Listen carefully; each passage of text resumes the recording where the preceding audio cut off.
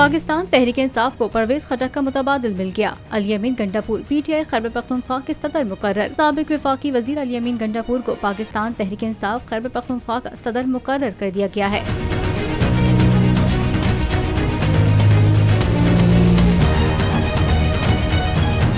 परवेज खटक के मुस्ताफी होने के बाद से PTI खैबर पख्तूनख्वा के सदर का ओहदा खाली था। PTI के मरकजी सेक्रेटरी जनरल उमर अयूब ने बाज़ाब्ता नोटिफिकेशन जारी कर दिया है, जबकि अली असगर को PTI पख्तूनख्वा का जनरल सेक्रेटरी मुकर्रर किया गया है।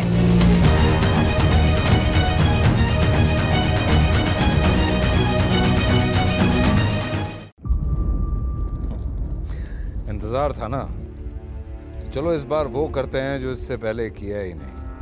किस्मत की आंखों में आंखें डाल के जीतना होगा। सब में है शेर जैसी राह, जर्रा जर्रा भी हर कंटेस्टेंट को लगेगा पहाड़। लड़खड़ाना नहीं है, खोल दो अपने पंख अगर आसमान छूना है।